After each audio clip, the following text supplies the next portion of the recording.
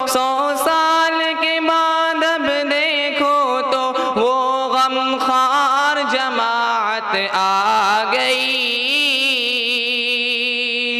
جماعت آ گئی، جماعت آ گئی۔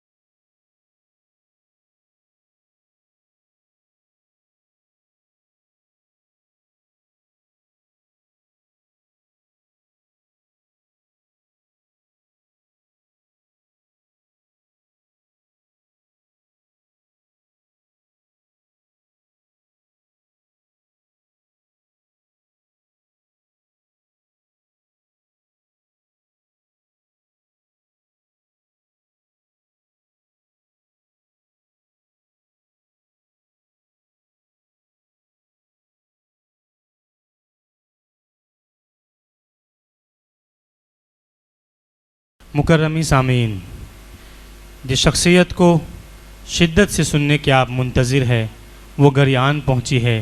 میں بغیر آپ کے اور ان کے درمیان حائل ہوتے ہوئے بس ایک شعر سے ان کو دعوت خطابت پیش کرتا ہوں۔ لالا وہ گل تم نہیں ہو، ماہ و انجم تم نہیں، رنگ محفل بن کے لیکن کون اس محفل میں ہے۔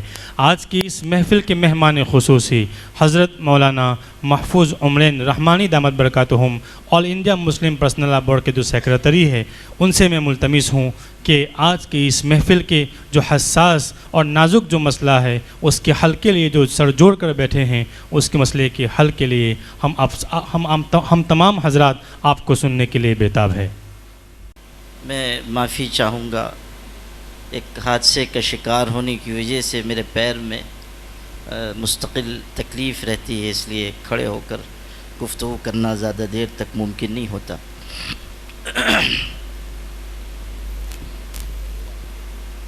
بسم اللہ الرحمن الرحیم، نحمدہ ونصلی علی رسولہ الکریم، اما بعد، اعوذ باللہ من الشیطان الرجیم، بسم اللہ الرحمن الرحیم، وَإِن تَتَوَلَّوْا يَسْتَبْدِلْ قَوْمًا غَيْرَكُمْ ثُمَّ لَا يَكُونُوا أَمْثَالَكُمْ۔ صدق اللہ مولانا العظیم۔ صدر عالی قدر، بزرگ عالم دین حضرت مولانا مفتی احمد دیولوی صاحب،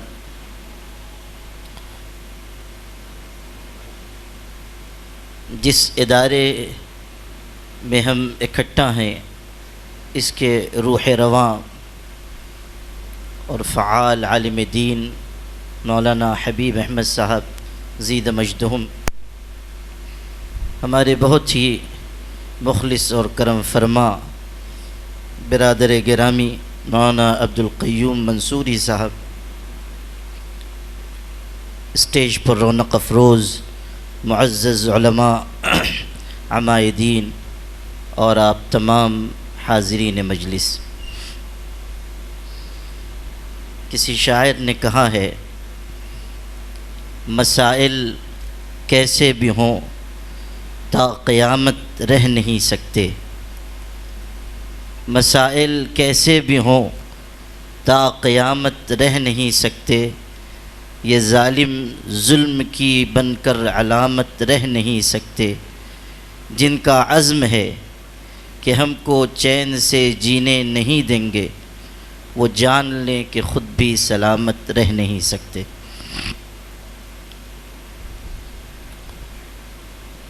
اس وقت ملک کے حالات جتنے سنگین، نازک اور حساس ہیں، آپ اہل علم کے سامنے اس کی تفصیل بیان کرنے کی ضرورت نہیں ہے، لیکن یہ بات ضروری ہے کہ مشکل اور نازک حالات میں اللہ تعالیٰ کے قرآن کی اور ہمارے آقا حضرت محمد مصطفیٰ صلی اللہ علیہ وسلم کی سیرت کی کیا رہنمائی ہے، اس کا مختصر مذاکرہ ہمارے درمیان ہوتا رہے، تاکہ ہمارے اندر حالات کی سختی اور حالات کی نزاکت کی وجہ سے کم ہمتی، بزدلی، سپر اندازی اور حالات کے سامنے ہتھیار ڈال دینے کی کیفیت نہ پیدا ہو۔ کوئی شک نہیں کہ اس وقت یہ ملک اور اس ملک میں بسنے والی ملت اسلامیہ اپنے تاریخ کے نازک ترین دور سے گزر رہی ہے، لیکن یہ حالات نہ ہمارے لیے نئے ہیں، نہ اس ملت کے لیے نئے ہیں، اور نہ ان حالات سے کوئی مفر ہو سکتا ہے، اس لیے کہ اہل ایمان پر آزمائشوں کا آنا طے ہے۔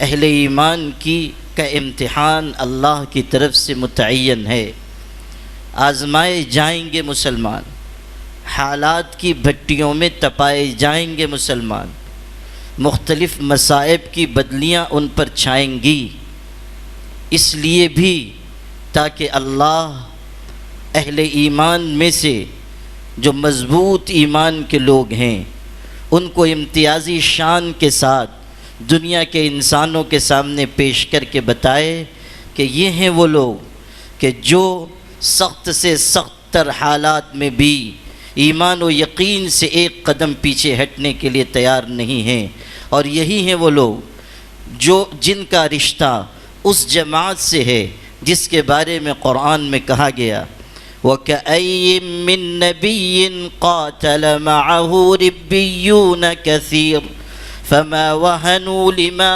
أَصَابَهُمْ فِي سَبِيلِ اللَّهِ وَمَا ضَعُفُوا وَمَا اسْتَكَانُوا وَاللَّهُ يُحِبُّ الصَّابِرِينَ۔ یہ جو تعریف کی گئی ہے، آپ غور کیجئے کہ یہ کن لوگوں کی تعریف ہے اور کن حالات سے نبرد آزما ہونے والے اور پنجہ آزمائی کرنے والے لوگوں کی تعریف ہے۔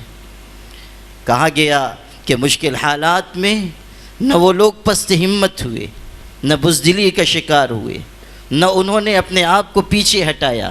واللہ یحب الصابرین، اور اگر اللہ محبت کرتا ہے تو ایسے ہی جم جانے والوں سے محبت کرتا ہے، وہ لوگ جو حالات کی وجہ سے پیچھے ہٹ جائیں، جو مصلحتوں کی چادر میں منہ چھپانے لگ جائیں، جو بزدلی کے اوپر مصلحت یا مصالحت کا غلاف ڈال کر دنیا کے انسانوں کے سامنے آئیں، جو اپنے خوف کو مصلحت کا رنگ دے کر پیش کریں، اللہ ایسوں سے محبت نہیں کرتا ہے۔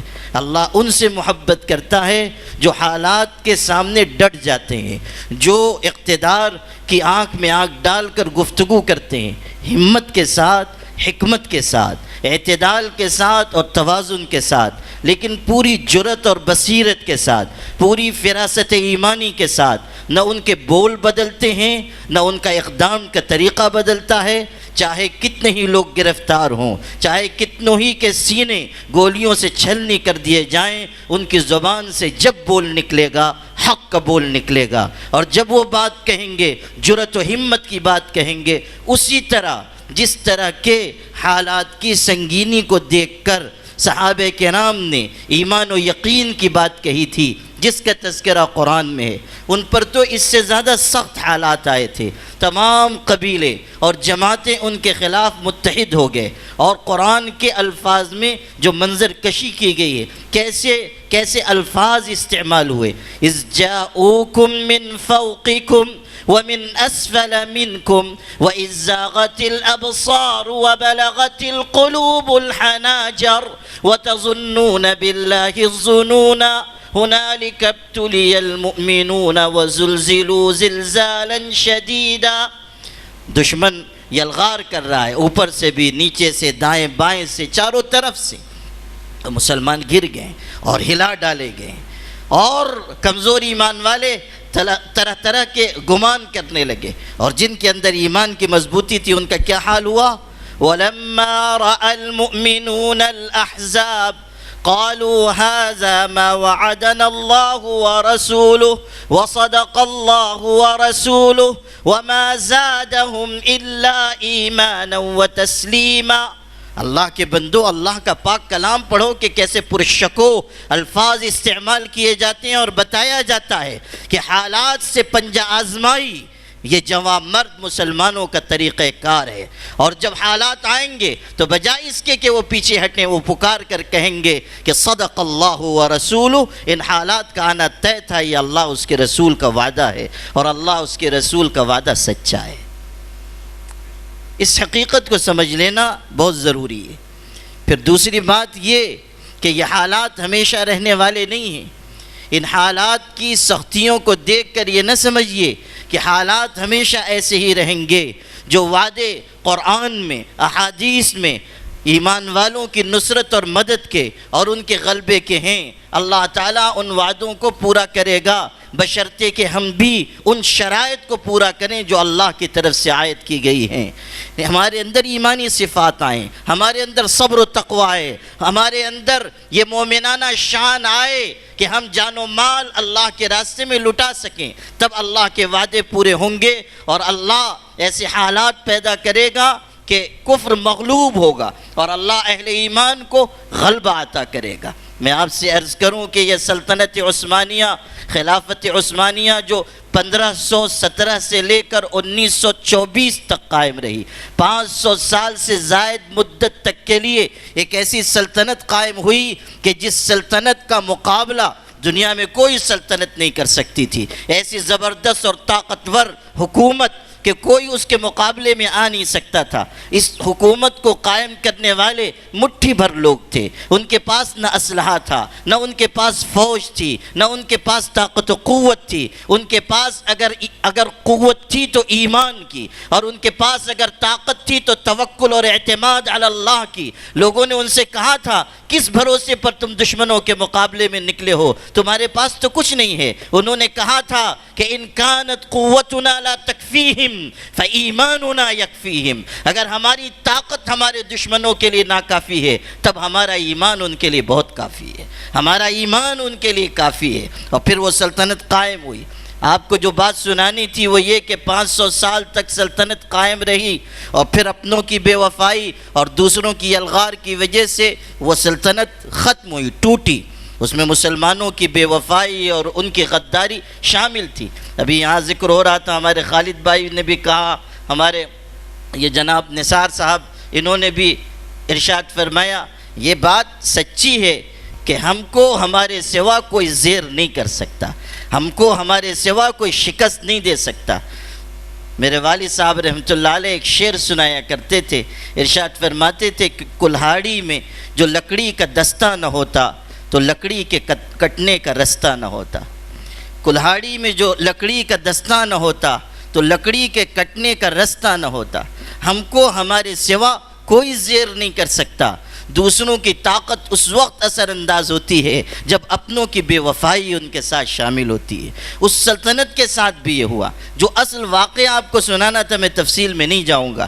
آخری سلطان عبد الحمید جب چاروں طرف سے حالات میں گر گئے تو دشمنوں کا نمائندہ ان کے پاس آیا، یہودی، عیسائی اور تمام طاقتیں مجتمع تھیں۔ انہوں نے یہ کہا کہ سلطان آپ ضد چھوڑ دیجئے اور ہمارے مطالبات مان لیجئے، ورنہ آپ کی سلطنت بھی ٹوٹے گی اور آپ بھی برباد ہو جائیں گے۔ اور آپ کی حالت اس وقت وہی ہے جو 32 دانتوں میں گھری ہوئی زبان کی ہوتی ہے۔ تو وہ باغیرت حکمراں یہ سن کر مسکرایا، اور اس نے کیسا ایمانی جواب دیا، فرمایا کہ میں بھی جانتا ہوں کہ سازشوں نے چاروں طرف سے مجھ کو گھیر لیا ہے، سلطنت بھی خطرے میں ہے، لیکن تمہارے مطالبات ہرگز نہیں تسلیم کروں گا، مر جانا پسند کروں گا، مگر کفر کے آگے سر نہیں جھکاؤں گا۔ رہ گئی بات اس کی کہ تم یہ کہتے ہو کہ ہماری حالت وہ ہے جو 32 دانتوں میں گھری ہوئی زبان کی ہوتی ہے، تو سن لو، قانون قدرت یہ ہے کہ 32 کے 32 دانت گر جاتے ہیں، زبان اپنی جگہ برقرار رہتی ہے۔ 32 کے 32 دانت گر جاتے ہیں، زبان اپنی جگہ سلامت رہتی ہے۔ یہی چیز آج کے حالات میں سمجھنے کی ہے کہ جو کچھ مصائب کی آندیاں ہیں، جو کچھ مشکلات ہیں، جو حالات کی سنگینی ہے، یہ ہمیشہ باقی رہنے والی نہیں ہے۔ اگر ہم حکمت عملی طے کریں، اگر ہم سلیقے سے ایمانی صفات پر محنت کریں تو اللہ تعالیٰ بہت جلد حالات کو درست فرمائے گا۔ ضرورت اس کی ہے کہ ہمارے اندر عمل و اقدام کی جرت پیدا ہو، ہمارے اندر ہر دن کی بنیاد پر کام کرنے کا مزاج آئے۔ جلسوں سے، اجلاس سے، کانفرنسوں سے ہٹ کر ہم زمینی سطح پر کام کرنے والے بنیں۔ ہم صلے کی ستائش اور تعریف کی تمنا کے بغیر کام کریں۔ ہماری نگاہ صرف اس پر ہو کہ ہمارا اللہ ہم سے راضی ہو جائے، ہمارا اللہ ہم سے خوش ہو جائے۔ وہ جو قرآن نے کہا کہ زندگی کا مقصد اس کو بنایا جائے کہ ان صلاتی و نسکی و محیای و مماتی للہ رب العالمین لا شریک لہ و بذالک امرت وَأَنَا أَوَّلُ الْمُسْلِمِينَ، میری نماز، میری قربانی، میرا جینا، میرا مرنا سب اللہ کے لیے۔ اس مقصد کے ساتھ جو انسان زندگی گزارے گا، کامیابیاں اس کے قدم چومیں گی۔ میں نے شروع میں یہ چند باتیں اس لیے عرض کر دیں تاکہ ملک کے ان مشکل حالات میں آپ یہاں سے ہمت کا پیغام لے کر جائیں، یہاں سے آپ ایک مضبوط پیغام لے کر جائیں کہ ہمیں ہر حال میں ایمان و یقین کے ساتھ جینا ہے، ایمان و یقین کے ساتھ مرنا ہے۔ ہم سے صرف یہ مطالبہ نہیں ہے کہ ہم ایمان پر زندگی گزاریں، بلکہ مطالبہ یہ ہے کہ لا تموتن الا وانتم مسلمون، تمہیں موت نہ آئے مگر اس حالت میں کہ تم مسلمان ہو۔ میرے بھائیوں کا آ جانا، یہاں تک کہ الحاد اور کفر کا ان کے اندر پیوست ہونا، یہ ہم سب کے لیے تشویش میں اضافے کا سبب ہے۔ اور یہاں ٹھہر کر ایک بات اور عرض کر دوں جس کی طرف یہاں گفتگو نہیں آ سکی، اور اس کی طرف توجہ دلانا میں اپنی ذمہ داری سمجھتا ہوں کہ یہ ارتداد کا مسئلہ صرف لڑکیوں سے متعلق نہیں ہے۔ مسلمان نوجوان بھی ارتداد کا شکار ہو رہے ہیں، مسلمان مردوں کے اندر بھی فکری ذہنی ارتداد پیوست ہو رہا ہے، عملی ارتداد بھی آ رہا ہے۔ کتنے علاقے ایسے ہیں جہاں مسجدوں میں ایسے مسلمان پائے جا رہے ہیں جو مراسم کفر و شرک میں مسجد سے شریک ہو رہے ہیں، مسجد کے صحن سے، مسجد کی چھتوں سے مراسم کفر و شرک اختیار کیے جا رہے ہیں۔ کیا یہ ارتداد کا راستہ نہیں ہے؟ کیا یہ کفر نہیں ہے؟ کیا یہ شرک کے ساتھ مفاہمت نہیں ہے؟ کتنے مسلمان نوجوان ہیں کہ جن کے دل اللہ تعالیٰ کی شریعت کی طرف سے مطمئن نہیں ہیں، ان کے دلوں میں شکوک پیدا ہو چکے ہیں، شبہات پیدا ہو چکے ہیں۔ جو فکری اور ذہنی ارتداد ہے وہ بھی عملی ارتداد سے کم خطرناک نہیں ہے۔ اس حقیقت کو اچھی طرح سمجھ لیجئے۔ یہ سچ ہے کہ زیادہ بڑا مسئلہ اس وقت ہمارے سامنے بچیوں کے ارتداد کا ہے، لیکن ہر پہلو ہماری نگاہ میں ہونا چاہیے۔ بحیثیت عالم دین کوئی بھی پہلو ہماری نگاہ سے مخفی نہ رہے۔ عالم دین کی شان یہ ہونی چاہیے ان یکون بصیرا بزمانہ، کہ وہ اپنے حالات زمانہ سے، اپنے دور کے فتنوں سے، اپنے دور میں پیش آنے والے مسائل سے پوری طرح واقف اور چوکنا ہو اور اس کے لیے اقدام و عمل کرنے کے لیے تیار ہو۔ ایک عالم دین کی یہ ذمہ داری ہے کہ وہ اپنے اندر حالات سے واقفیت پیدا کرے۔ تو ایک طرف عملی ارتداد ہے اور دوسری طرف یہ ذہنی اور فکری ارتداد ہے، اور مسلمان بچیوں میں بھی ہے اور مسلمان نوجوانوں میں بھی ہے۔ ہمیں ہر محاذ پر کام کرنا ہوگا۔ یہ جو بچیوں کے ارتداد کا مسئلہ ہے یہ بھی بہت نازک ہے، اور آپ یہ نہ سمجھیے گا کہ یہ اکا دکا واقعات ہیں، یہ اتفاقی واقعات ہیں۔ بعض حضرات کی گفتگو میں اس طرح کی بات آئی کہ یہ عشق و محبت کے معاملات ہیں۔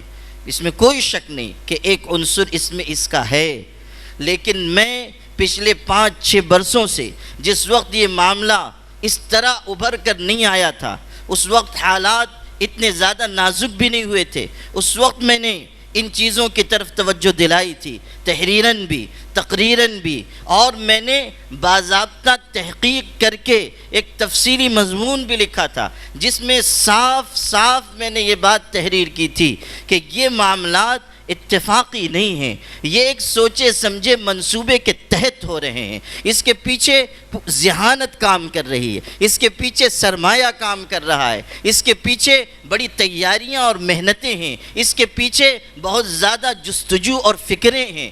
یاد رکھیے گا، جب تک ہم حریفوں کی چال کو سمجھ نہیں سکیں گے اس وقت تک ہم اس کا مقابلہ نہیں کر سکیں گے۔ اگر آپ یہ سمجھتے ہیں کہ یہ بس کچھ عشق و محبت کے واقعات ہیں اور اسی کی وجہ سے یہ ارتداد کا معاملہ پیش آ رہا ہے تو آپ غلط سمجھ رہے ہیں۔ آپ کی غلط فہمی آپ کو حقیقت سے دور لے جائے گی۔ آپ کو یہ سمجھنا چاہیے کہ اس ملک میں کس طرح سے کفر و شرک کو ذہنوں میں اتارنے کی کوششیں کی جا رہی ہیں۔ ارتداد کا یہ معاملہ ایک منصوبہ بند طریقے پر سامنے آیا ہے اور اس کے پیچھے بہت زیادہ پلاننگ ہے اور اس کے پیچھے ذہانت اور سرمایہ دونوں کام کر رہا ہے۔ اس کے اعتبار سے ہمیں اپنی حکمت عملی بنانی ہوگی۔ بہت سے عوامل ہیں، میں اس کو مانتا ہوں کہ اس ارتداد کے پیچھے بہت سے فیکٹر ہیں، بہت سی چیزیں اس میں دخیل ہیں اور اس میں سے کچھ کی طرف یہاں اشارہ بھی ہوا۔ یقیناً مسلمانوں میں پائی جانے والی غربت اس کا سبب ہے۔ بہت سی لڑکیاں صرف غربت اور افلاس سے مجبور ہو کر ادھر جا رہی ہیں۔ افسوس یہ ہے کہ اتنی بڑی ملت نے اپنے غریب بچھڑے ہوئے ساتھیوں، بھائیوں اور بہنوں کے لیے کوئی ایسا نظام اب تک اجتماعی نہیں بنایا ہے کہ جس کی وجہ سے ہم اپنے بھائیوں اور بہنوں کی ضرورتیں بر وقت پوری کر سکیں۔ غربت بھی ایک فیکٹر ہے، غربت بھی ایک عامل ہے اس میں کہ جس کی وجہ سے یہ معاملات پیش آ رہے ہیں۔ اللہ تعالیٰ نے نظام دیا تھا زکوٰۃ کا نظام اور ہدایت دی گئی تھی کہ ایک اجتماعی نظام ہو تاکہ کوئی غریب نہ رہے، ہر شخص کی ضرورت پوری ہو سکے، علاج کی ضرورت، غذا کی ضرورت، مکان کی ضرورت پوری کی جا سکے، یہ نظام رکھا گیا تھا۔ زکوٰۃ اس لیے نہیں تھی کہ آپ ہر سال کسی شخص کو زکوٰۃ دیتے رہیں اور وہ بھیک مانگنے کا عادی ہو جائے، ہر سال وہ آئے اور آپ اس کو زکوٰۃ دے دیں اور وہ یہ سمجھ لے کہ بس زکوٰۃ پر میرا گزر بسر ہوگا۔ یہ صحیح طریقہ نہیں ہے۔ ہماری فقہ کی کتابوں میں یہ جو بات لکھی ہوئی ہے کہ تؤخذ من اغنیائہم وترد علی فقرائہم، کہ مالدانوں سے لی جائے گی، فقیروں پر خرچ کی جائے گی، فقیروں پر خرچ کی جائے گی۔ جہاں حکمتیں بیان ہوتی ہیں زکوٰۃ کی، وہاں یہ بھی ہے کہ لیکون الفقراء اغنیاء، تاکہ یہ فقیر زکوٰۃ کا مال لیں اور پھر اپنے پیروں پر کھڑے ہوں، وہ بھی کمانے والے بنیں اور ایسا وقت آئے کہ 2 سال پہلے زکوٰۃ لینے والا 2 سال کے بعد زکوٰۃ دینے والا بن جائے۔ یہ نظام رکھا گیا تھا۔ تؤخذ من اغنیائہم وترد علی فقرائہم۔ اس کی تفصیل کا موقع نہیں ہے، بس میں اشارات کر رہا ہوں۔ آپ اہل علم ہیں، خواص ہیں، آپ کے ذہن میں بات آ جائے گی، اس لیے میں مختصر اشارے کر کے آگے بڑھنا چاہتا ہوں۔ ایک اجتماعی نظام ہونا چاہیے کہ جس کے ذریعے غریبوں اور مفلسوں کی مدد کی جا سکے۔ حضور اکرم صلی اللہ علیہ وسلم نے کیسا نظام بنایا تھا، آپ پڑھیے۔ چونکہ آپ میں سے اکثر علماء ہیں اس لیے یہ بات بیان کرنے میں حرج نہیں کہ حضور صلی اللہ علیہ وسلم نے ایک طرف یہ اعلان کیا کہ اذا خرج الامام فلا صلاة ولا کلام، جب امام جمعہ کے دن آ جائے تو نہ کوئی نماز پڑھی جائے گی نہ کوئی گفتگو کی جائے گی۔ لیکن دوسری طرف یہ واقعہ بھی حدیث میں ہے کہ ایک شخص مسجد میں آیا اس حالت میں کہ حضرت منبر پر ہیں، خطبہ جمعہ کا ارشاد فرما رہے ہیں۔ آپ نے اس شخص پر نظر کی، وہ آیا اور مسجد میں چپکے سے بیٹھ گیا۔ آپ نے اس شخص کو منبر سے خطاب کیا، ارشاد فرمایا کہ تم نے تحیۃ المسجد پڑھی، تم نے سنت پڑھی؟ اس نے کہا نہیں۔ آپ نے فرمایا کھڑے ہو جاؤ اور پڑھو، اور آپ نے اتنی دیر کے لیے خطبہ روک دیا جتنی دیر وہ نماز ادا کرے۔ آپ نے خطبہ روک دیا اور نماز ادا کروائی۔ دوسری طرف آپ کہہ رہے ہیں اذا خرج الامام فلا صلاة ولا کلام، اب فقہا میں یہ بحث چھڑ گئی کہ یہ دونوں چیزیں تو ایک دوسرے سے ٹکرا رہی ہیں، اس کے کئی جواب ہیں، لیکن جو سب سے خوبصورت، سب سے دل نشیں، سب سے بہترین جواب ہے وہ یہ کہ اصل بات تو وہی ہے جو حضرت نے فرمائی ہے کہ جب امام آ جائے گا تو کوئی نماز نہیں، کوئی گفتگو نہیں، لیکن یہ واقعہ اس لیے پیش آیا کہ جب وہ شخص مسجد میں آئے، حضرت کی نگاہ پڑی تو آپ کی نگاہ تو نگاہ نبوت تھی، اور آپ تو رحمت للعالمین بنا کر بھیجے گئے تھے۔ یوں تو دنیا میں پیغمبر بھی، نبی بھی آئے، مصلح ملی و ملکی و رشی بھی آئے، حق کے جوئندہ و حق کے ولی بھی آئے، واقف و محرم سر ازلی بھی آئے دنیا میں بہت پاک و مکرم بن کر، آیا نہ کوئی مگر رحمت عالم بن کر۔ یہ شان تو صرف حضور صلی اللہ علیہ وسلم کی تھی کہ آپ کا سینہ ساری کائنات کے درد سے بھرا ہوا تھا، آپ کی نظر پڑی، حلیہ اس کا اچھا نہیں، غربت جھلک رہی ہے، افلاس اس کے چہرے سے آیا ہے، آپ نے دیکھا کہ وہ آ کر بیٹھ گیا، آپ کو یہ محسوس ہوا کہ اس کو مدد کی ضرورت ہے، اور اگر میں اعلان کروں گا کہ اس شخص کی مدد کی جائے تو اس کی عزت نفس پر حرف آئے گا اور یہ محسوس کرے گا کہ مجمع میں ذلیل ہو گیا، تو حضرت نے اس کا افلاس مسلمانوں پر واضح کرنے کے لیے خطبہ روکا اور اس سے کہا کہ تم 2 رکعت نماز پڑھ لو تاکہ آس پاس کے مسلمان دیکھ لیں کہ یہ غریب ہے اور مسجد سے اس کی ضرورت پوری کی جا سکے۔ اس لیے آپ نے اپنا خطبہ روکا، اس لیے آپ نے توجہ دلائی۔ یہ نظام تھا حضور صلی اللہ علیہ وسلم کے زمانے میں کہ مسجد سے ہر ایک کی ضرورت پوری کی جائے۔ افسوس کہ ہم اس میں پیچھے ہٹ گئے۔ ایک بہت بڑا سبب ارتداد کے پھیلنے کا مخلوط نظام تعلیم ہے۔ ہم نے اس نظام میں بچیوں کو ڈالا اور ہم بے پرواہ ہو گئے، کوئی توجہ دینے کے لیے تیار نہیں۔ کوئی منع نہیں کرتا ہے کہ آپ بچیوں کو عصری تعلیم نہ دلائیے، لیکن وہ تعلیم جو دین کی تعلیم سے بالکل الگ ہو کر دی جائے، جس کے پانے کے بعد نہ دل میں صداقت رہے، نہ آنکھوں میں حیا رہے، نہ جسم اللہ کے آگے جھکنے والا رہے، بلکہ بے حیائی کے جراثیم پیدا ہو جائیں، ایسی تعلیم دلانا اور دین کی تعلیم تربیت کا انتظام نہ کرنا، یہ اپنی اولاد کو آنکھوں دیکھتے ہوئے جہنم کی آگ میں ڈالنا ہے۔ کہنے والے نے کہا تھا اللہ سے کرے دور وہ تعلیم بھی فتنہ، املاک بھی، اولاد بھی، جاگیر بھی فتنہ، ناحق کے لیے اٹھے تو شمشیر بھی فتنہ، شمشیر ہی کیا نعرہ تکبیر بھی فتنہ۔ وہ تعلیم جو ہماری نسلوں کو برباد کرے، اس تعلیم کی ہمیں ضرورت نہیں ہے۔ آپ ایسی تعلیم دلائیے کہ ایک طرف وہ عصری تعلیم میں بھی آگے بڑھیں اور ان کے اندر دین بھی آئے، ان کے اندر پرہیزگاری بھی آئے، ان کے اندر پردہ بھی آئے، ان کے اندر تہذیب و شرافت بھی آئے، ایسا نظام بنایا جائے۔ اتنے سارے مسلمان ہیں اور اللہ کے کرم سے کھاتے پیتے مسلمان بھی ہیں، مالدار بھی ہیں، سرمایہ رکھنے والے بھی ہیں، ایسے لوگ بھی ہیں جو آج اپنی بیٹیوں کی شادیوں پر 1-2 کروڑ روپیہ خرچ کر دیتے ہیں۔ میرٹھ کے ایک مسلمان جن کی داڑھی ہے، انہوں نے اپنی لڑکی کی منگنی کی تقریب میں 5 کروڑ روپے خرچ کیے۔ اسی ملک میں ایسے لوگ بستے ہیں۔ کیا ہم یہ کروڑوں روپے جو بیجا خرچ ہو رہے ہیں، دولت کی فضول نمائش میں خرچ ہو رہے ہیں، کیا ہم ان پیسوں کو محفوظ تعلیم گاہیں بنانے میں نہیں خرچ کر سکتے؟ ہم اپنی بچیوں کے لیے بہترین ماحول میں عصری تعلیم کا انتظام کریں، پاکیزہ ماحول میں عصری تعلیم کا انتظام کریں۔ جب ہم مدرسے اربوں روپے کے بجٹ سے بنا سکتے ہیں، چلا سکتے ہیں، تو ایسے ادارے بھی یہ امت چلا سکتی ہے۔ ہمیں خود کفیل بننا چاہیے، اپنے قدموں پر کھڑا ہونا چاہیے، اور ایسی بہترین تعلیم گاہیں ہمیں بنانی چاہیے۔ اور ابھی سرِ دست یہ کرنے کا کام ہے کہ جو بچیاں ہماری اسکول کالج میں پڑھ رہی ہیں، ان کو ہر دن کی سطح پر ہم دینی تعلیم دلائیں، تربیت ان کی اچھی ہو۔ یاد رکھیے گا، میں اس ملت اسلامیہ کے ایسے واقعات سے اور ایسے افراد سے اور ایسی بہنوں سے اور ایسی بیٹیوں سے اور ایسے نوجوانوں سے واقف ہوں کہ جن کو اچھی تعلیم اور تربیت فراہم کی گئی تو وہ غیر پاکیزہ ماحول میں جا کر بھی نہ صرف یہ کہ پاکیزہ رہے بلکہ اپنی پاکیزگی سے دوسروں کے دل کو متاثر کر گئے۔ اگر ان کے اندر آپ اول دن سے خشیت ڈالیں گے، تقوی ڈالیں گے، اللہ والوں سے تعلق ہوگا، دعوت و تبلیغ کی محنت سے تعلق ہوگا اور دوسری محنتوں اور تنظیموں سے ان کا تعلق ہوگا، تو ان کے اندر یہ کیفیت آئے گی۔ ابھی سر دست یہ کیا جا سکتا ہے کہ گھر میں بہترین تعلیم و تربیت کا انتظام کیا جائے. ماں باپ غور کریں کہ ہم اپنی بچیوں کو کس طرح بچا سکتے ہیں.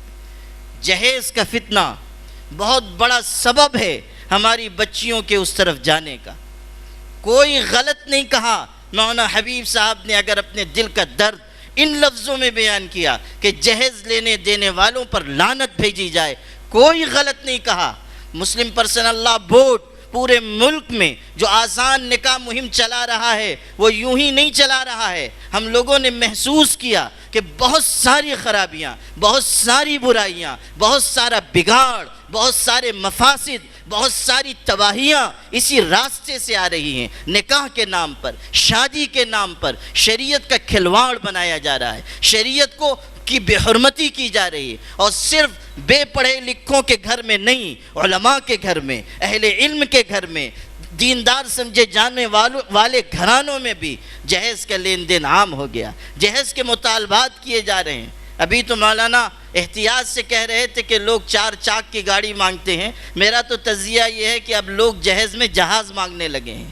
وہ زمانہ چلا گیا جب کار مانگتے تھے, اب تو جہیز میں جہاز مانگنے کا زمانہ آ گیا ہے. اور صورتحال اتنی بگڑ چکی ہے کہ کتنی دلہنیں اسی جہیز کی وجہ سے جلائی گئیں, کتنی دلہنیں اسی جہیز کی وجہ سے خودکشی کرنے پر مجبور ہوئیں. کہ آپ بھول گئے کہ آپ کے اسی گجرات میں عائشہ نام کی خاتون نے کس ظلم و ستم کے دور سے گزر کر اپنی جان دی.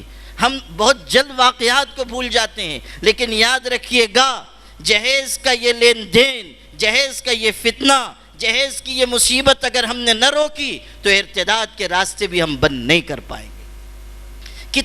کتنی جانیں اس جہیز کی بھیٹ چڑھ گئی ہیں. میر تقی میر کتنا بڑا شاعر تھا, اکلوتی بیٹی تھی, جہیز کے لیے قرض لے کر انتظام کیا. بیٹی رخصت ہو کر چلی گئی. چند دنوں کے بعد بیٹی کو معلوم ہوا کہ باپ مقروض ہے. بیٹیاں نازک دل کی ہوتی ہیں, ماں باپ سے محبت کرنے والیاں ہوتی ہیں. دل پر اثر ہو گیا, اندر بیچاری گھلنے لگی. وہ وقت آیا کہ وہ صدمے کی شدت کی وجہ سے انتقال کر گئی, دنیا سے رخصت ہو گئی. اب آپ سوچئے ایک باپ کے لیے کیسا نازک وقت ہے, ایک باپ کے لیے کیسی سنگین گھڑی ہے.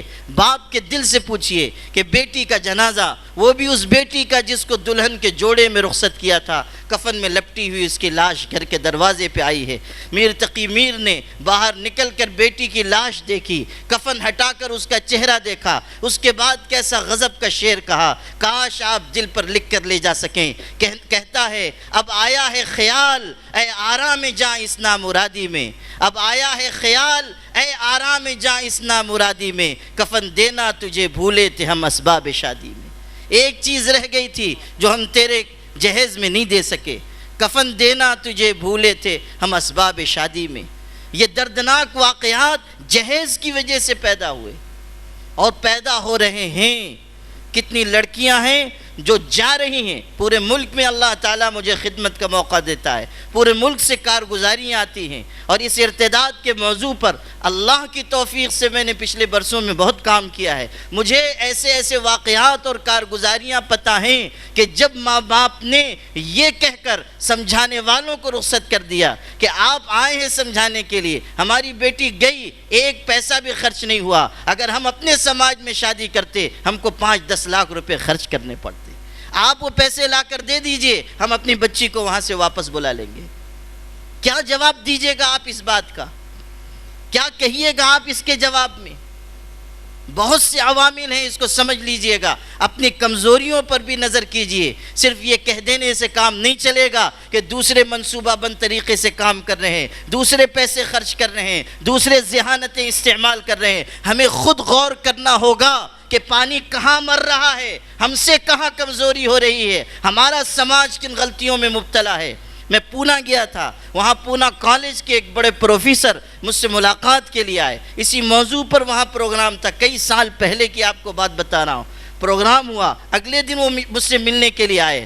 مجھ سے کہنے لگے کہ آپ نے کل بہت اچھی گفتگو کی, لیکن میں آپ کو ایک واقعہ سنانا چاہتا ہوں. ہمارے کالج میں میرے پاس فلاں لڑکی نام بھی لیا, پڑھتی تھی, بہت ذہین, بہت ہی صاحب استعداد, بہت ہی تہذیب یافتہ. یہاں سے پڑھ کر اعلیٰ تعلیم پا کر وہ رخصت ہوئی. چند مہینوں کے بعد مجھ کو یہ معلوم ہوا کہ اس نے کسی غیر مسلم سے شادی کر لی ہے، مجھ کو بہت افسوس ہوا کہ اتنی پڑھی لکھی لڑکی، اتنی باشعور، اتنی دیندار. میں نے اس کو فون کیا اور کہا کہ بیٹی تو نے ایسی حرکت کیسے کر لی؟ تو وہ کہنے لگی کہ پروفیسر صاحب میں پڑھی لکھی ہوں، آپ جانتے ہیں کہ میرے کردار میں کوئی نقص اور عیب نہیں، میں نے شرافت کی زندگی گزاری، لیکن شکل صورت میری کچھ واجبی ہے، رنگت میری کچھ بہت اچھی نہیں ہے. مسلمانوں کے ہاں سے ہمارے سماج میں مجھ کو 17 یا 20 گھروں سے پیغام آئے، لوگ آئے، ان کو چائے ناشتہ کرایا گیا، اعزاز کیا گیا، مجھ کو دیکھ کر گئے اور مسترد کر دیا، مجھ کو ریجیکٹ کر دیا. جب میرا سماج مجھ کو قبول نہیں کرنا چاہتا ہے تو مجھ کو دوسرے سماج میں پناہ لینی پڑی. یہ سب بھی عوامل ہیں. جب لوگ نکلتے ہیں آج رشتہ ڈھونڈنے کے لیے تو ایسی شرائط کے ساتھ جاتے ہیں کہ لڑکی میں یہ بھی ہو، ایسی خوبصورت ہو، ایسی تہذیب ہو، ایسی تعلیم ہو، ایسی شرائط ہوتی ہے کہ جنت کی حور کے علاوہ کوئی اس پر کھری نہ اترے. جی ہاں، اور یہ نہیں دیکھتے ہیں کہ ہمارا بچہ کیسا ہے، وہ کالا کلوٹا جگ جیون رام ہو، اس کی کوئی فکر نہیں. لیکن دلہن جو ہمارے ہاں آئے گی وہ ایسی عظیم الشان اور خوبصورت ہو کہ اس کے حسن و جمال کا چرچا پورے محلے میں ہو. وہ اکبر نے کہا تھا نا کہ شب وصال باہم غلط فہمیاں ہوئیں، شب وصال باہم غلط فہمیاں ہوئیں، مجھ کو شبہ ہوا پری کا ان کو بھوت کا. مجھ کو شبہ ہوا پری کا ان کو بھوت کا. بات سمجھ گئے کہ نہیں سمجھے؟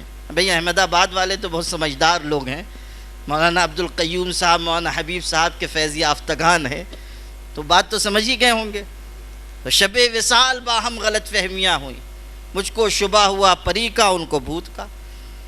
یہ بات سمجھیے کہ کہاں کہاں ہم سے غلطیاں ہو رہی ہیں. یہ ارتداد کن بنیادوں پر پھیل رہا ہے؟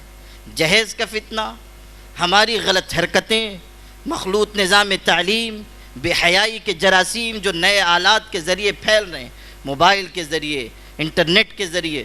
ہم توجہ دینے کے لیے تیار نہیں ہیں.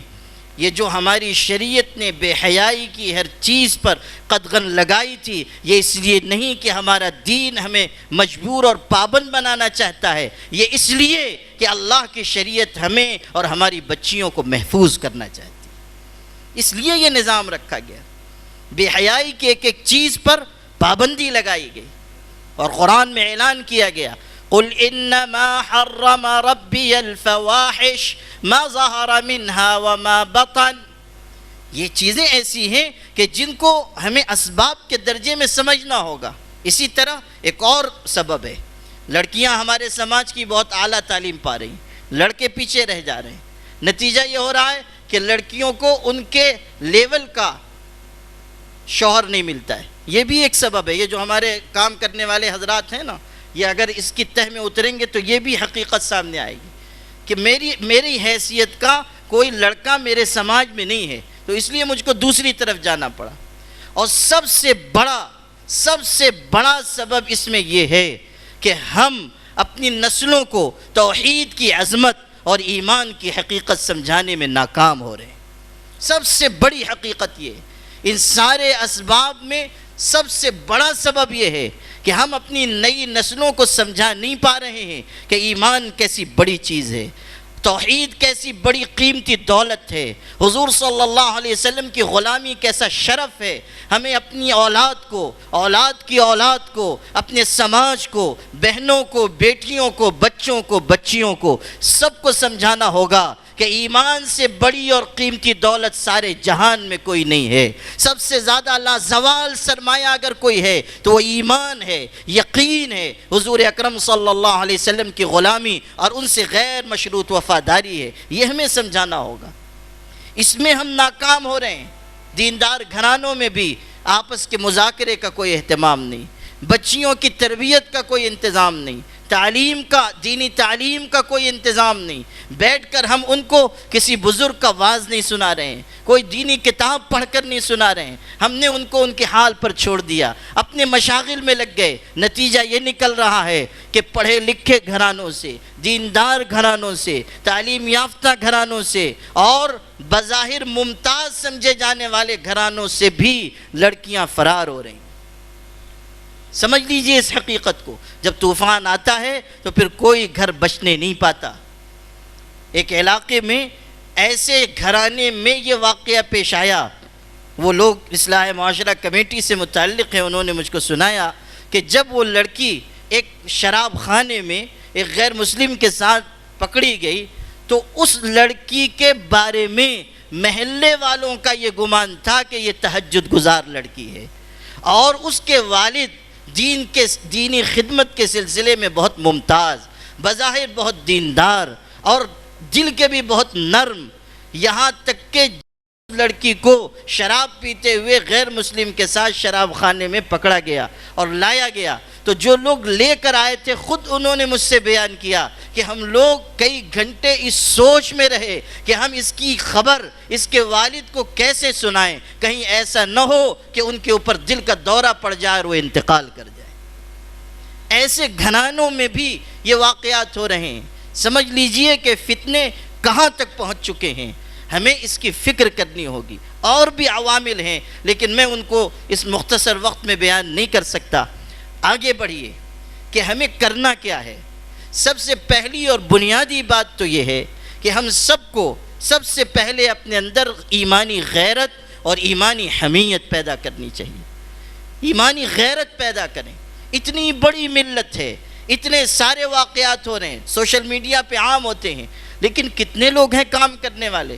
یہ دو چار حضرات جو یہاں آپ کو نظر آئے، اور علاقوں میں بھی 2-4-10 حضرات 20 حضرات لوگ کام کر رہے ہیں۔ اللہ کا کرم ہے، میں ان لوگوں میں سے نہیں ہوں جو یہ کہتے ہیں کہ ملت میں کچھ کام نہیں ہو رہا ہے، یا ملی تنظیمیں کچھ کام نہیں کر رہی ہیں، یا علماء کام نہیں کر رہے ہیں۔ حاشا و کلا، اللہ تعالیٰ نے اس ملک میں اب بھی کارگزار، محنتی، فعال، دردمند، فکرمند نوجوانوں کی بھی تعداد رکھی ہے، اور راتوں کو مسلح اپنے آنسوؤں سے بھگونے والے اور دن میں مخلصانہ محنت کرنے والے ہمارے علماء بھی الحمدللہ بقید حیات ہیں، ہماری ملی جماعتیں تنظیمیں محنت کر رہی ہیں۔ میں ہرگز کسی کی توہین، تحقیر یا ان کی خدمت کی تنقیص نہیں کرنا چاہتا، لیکن جتنے بڑے فتنے ہیں ہماری محنتیں اتنی نہیں ہیں، اس کا اعتراف ہمیں کرنا چاہیے۔ تھوڑے سے لوگ ہیں جو محنت کر رہے ہیں، باقی لوگوں کی غیرت کہاں گئی؟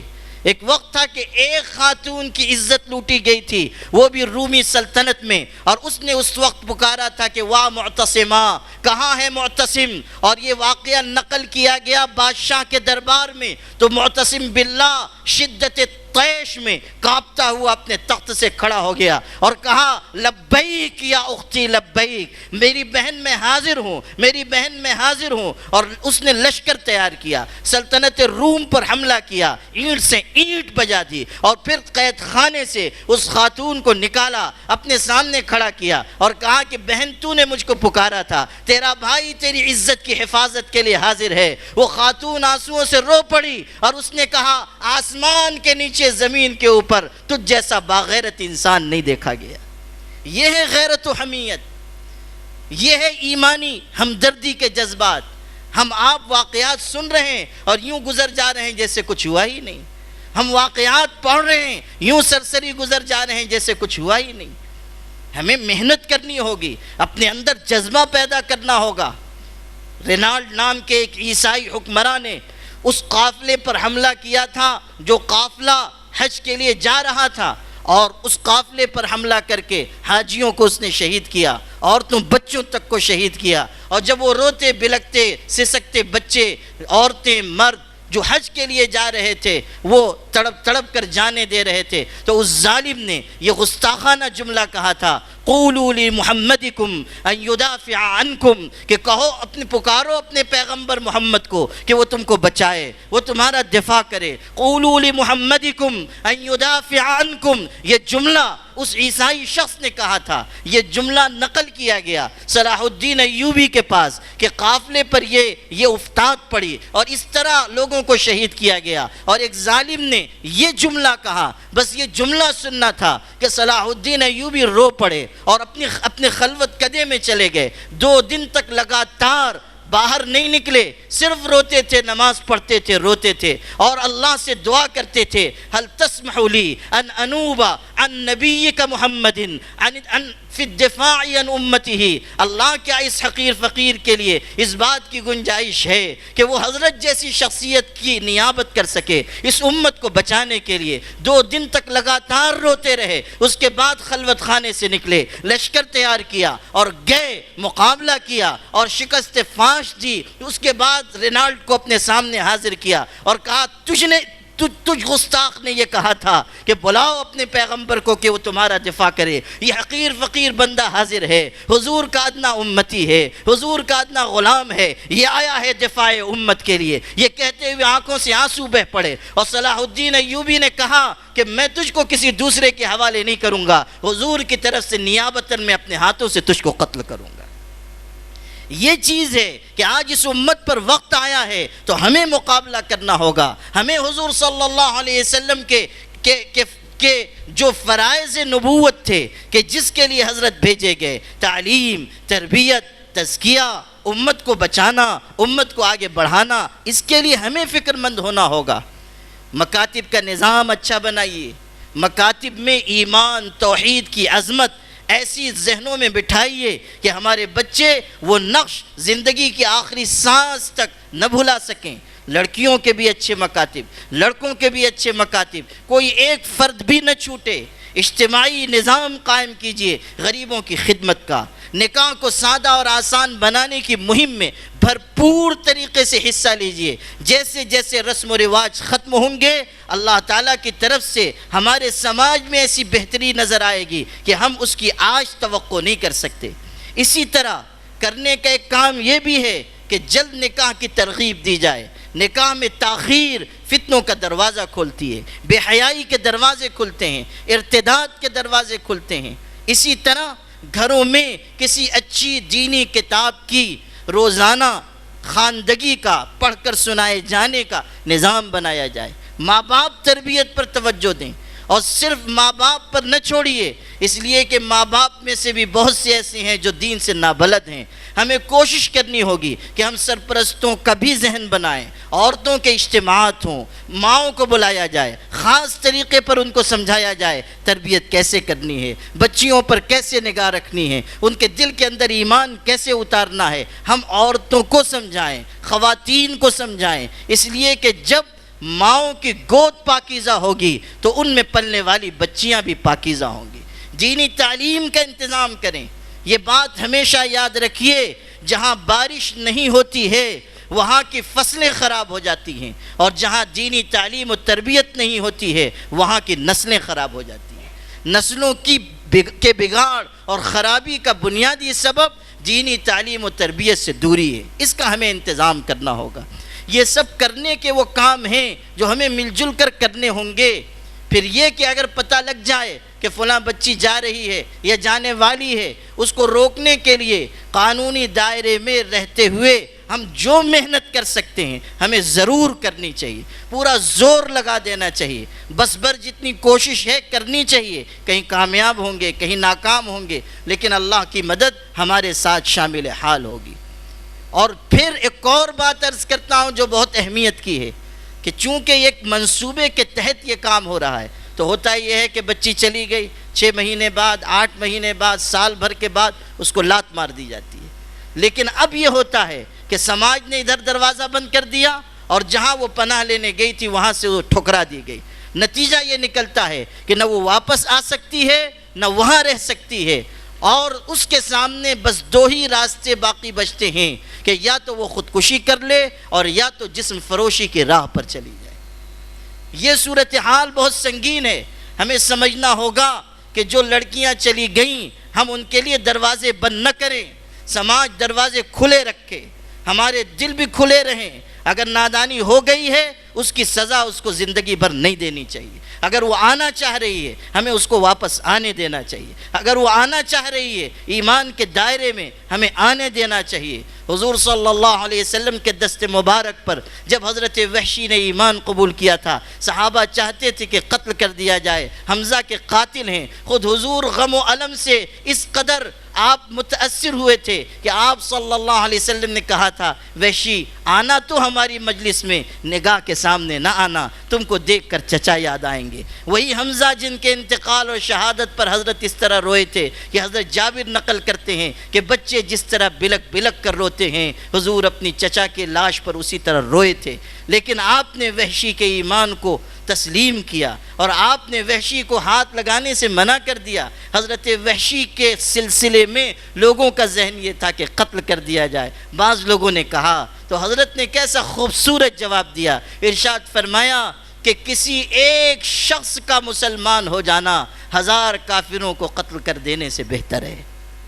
جو آ رہے ہیں ان کو آنے دیا جائے. راستے بند مت کیجئے, دروازے بند مت کیجئے. نادانی ہو گئی کم سمجھی کی وجہ سے, نوعمری کی وجہ سے, یا دینی تعلیم و تربیت کی کمی کی وجہ سے, تو اب دروازہ کھلا رکھیے, آنے دیجئے, پھر سے ان کی تعلیم و تربیت کیجئے. اور سماج میں ایسے لوگ ہونے چاہیے کہ جو ان لڑکیوں کو اپنے عقد نکاح میں قبول کریں. ایسا نہ ہو کہ وہ عضو معطل ہو جائیں, وہ ناکارہ ہو جائیں, یا ان کو ایک طرف ڈال دیا جائے. یہ کسی بھی طرح مناسب نہیں ہوگا. اس کی بھی ہمیں فکر کرنی ہوگی, اس کی بھی ہمیں کوشش کرنی ہوگی.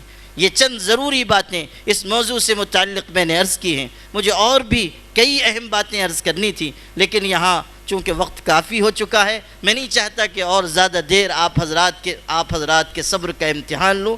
یہ چند ضروری باتیں میں نے عرض کر دی ہیں, اور ملک کے موجودہ حالات کے سلسلے میں نے آپ حضرات سے گزارش کی ہے کہ آپ اپنے اندر ہمت و جرأت پیدا کریں, خوف اور بزدلی اپنے اندر سے نکال کر جائیں. کوئی شک نہیں ہے کہ حالات بہت ہی نازک ہیں اور لوگوں کو صبر آزما مراحل سے گزارا جا رہا ہے. کتنے لوگ آج بھی جیل کی سلاخوں کے پیچھے پڑے ہوئے ہیں. ہمارے داعیان دین, ہمارے علماء, ہمارے بزرگ, ان پر بھی ہاتھ ڈالا جا رہا ہے. جیل کی سختیوں سے گزارا جا رہا ہے. آپ یہاں اسٹیج پر مولانا عبدالقیوم صاحب کو دیکھ رہے ہیں, یہ بھی یہ زخم اٹھا چکے ہیں. 11 سال تک صعوبتیں مشقتیں جھیل چکے ہیں اور پریشانیوں کے دور سے گزر چکے ہیں. میں مسلسل اسفار میں رہتا ہوں.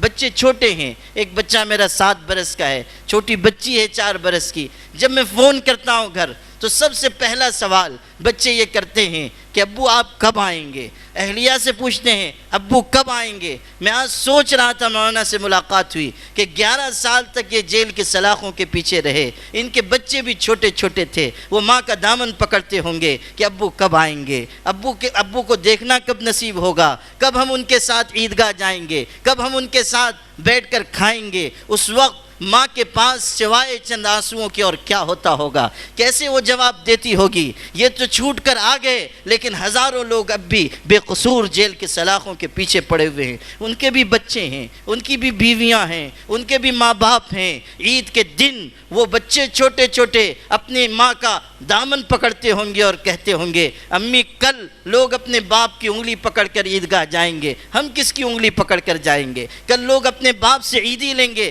ہم کس سے عیدی لیں گے. یہ صورتحال اس ملک میں ہے, یہ سختیاں ہیں, یہ شدائد و مصائب ہیں, لیکن ہم سب کو انہی مشکلات میں راستہ بنانا ہے اور انہی مشکلات میں جینا ہے اور ایمان و یقین کے ساتھ جینا ہے, توکل اور اعتماد کے ساتھ جینا ہے. قرآن کہتا ہے وَعَلَى اللَّهِ فَلْيَتَوَكَّلِ الْمُتَوَكِّلُونَ, اعتماد کرنے والوں کو بس اللہ کی ذات پر بھروسہ رکھنا چاہیے. خدا کے سوا چھوڑ دے سب سہارے کہ ہیں عارضی اور کمزور سارے. اللہ کی طرف لوٹنا, اللہ سے رجوع کرنا, اللہ سے مانگنا, اللہ کے آگے ہاتھ پھیلانا, ہر لمحہ اللہ کی طرف ہی رجوع کرنا, ہر لمحہ اللہ سے لو لگانا, یہ ہمارا کام ہونا چاہیے. اور ملت کو اسی کی طرف ہمیں دعوت دینی چاہیے. اس طریقے پر ہم آئیں گے تو پھر اللہ کی مدد آئے گی. نور کی یہ ایک کرن ظلمات پہ بھاری ہوگی, رات تمہاری ہے تو کیا صبح ہماری ہوگی. وآخر دعوانا ان الحمدللہ رب